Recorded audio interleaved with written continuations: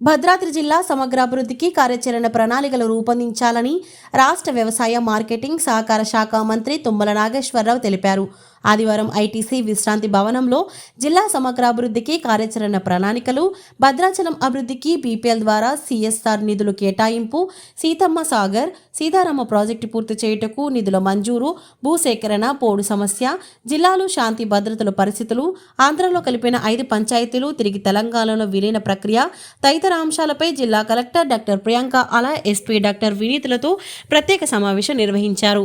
ఈ సందర్భంగా మంత్రి మాట్లాడుతూ భద్రాచలం జిల్లాలో చేపట్టిన అభివృద్ధి సంక్షేమ పనులు, వాటి పురోగతిపై అన్ని శాఖల అధికారులతో సమీక్ష నిర్వహించి నివేదికలు రూపొందించాలని చెప్పారు. జిల్లాకు సంబంధించి శాంతి భద్రతలు, రెవెన్యూ, గోదావరి, ఇసుక రవాణా వివిధ శాఖల ద్వారా చేపట్టిన పనులను ఈ సీజన్లో పూర్తి చేయుటకు చర్యలు చేపట్టాలని చెప్పారు. సీతారామ ప్రాజెక్టు, పోడు భూములు, భూ సమస్యలు, అన్ని శాఖల పెండింగ్ పనులు, మధ్యలో ఆగిపోయిన పనులు సత్వరమే పూర్తి చేయాలని చెప్పారు.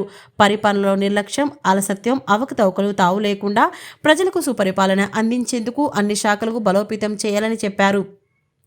జిల్లాలోని 5 నియోజకవర్గాల గిరిజన ప్రాంతమని, గిరిజనులు ఎక్కువగా నివసిస్తున్న జిల్లా అని, ప్రభుత్వం చేపట్టిన పనులు సకాలంలో పూర్తి చేసి జిల్లాను అభివృద్ధిలో అగ్రభాగాన నిలపాలని మంత్రి స్పష్టం చేశారు. భద్రాచల పట్టణ అభివృద్ధికి ఐటీసీ నుండి సిఆర్ఎఫ్ నిధులు ప్రతి ఏటా 2.50 కోట్ల రూపాయలు జిల్లా కలెక్టర్కు అందచేయాలని చెప్పారు. రాష్ట్ర ఏర్పాటు సందర్భంగా ఆంధ్రప్రదేశ్లో కలిపిన 5 గ్రామ పంచాయతీలను తిరిగి మన రాష్ట్రంలో విలీనం చేయడానికి ఇరు రాష్ట్రాల ముఖ్యమంత్రులతో మాట్లాడి సమస్య పరిష్కారానికి చర్యలు తీసుకుంటామని చెప్పారు. భద్రాచలం అభివృద్ధిలో 5 పంచాయతీలు చాలా కీలకమని చెప్పారు. త్వరలోనే ఈ సమస్య పరిష్కారానికి చర్యలు తీసుకుంటామని ఆయన పేర్కొన్నారు. జిల్లాకు సంబంధించి ఎలాంటి సమస్యలు రావద్దని చెప్పారు. రామాలయం అభివృద్ధితో భద్రాచలం పట్టణ అభివృద్ధికి పట్టణంలోని రహదారులను, డివైడర్లను ఏర్పాటు తదితర ఏర్పాట్లకు ప్రాతిపదనలు తయారు చేయాలని చెప్పారు. ఈ సమావేశంలో ఎస్పీ వినీత్ పాల్గొన్నారు.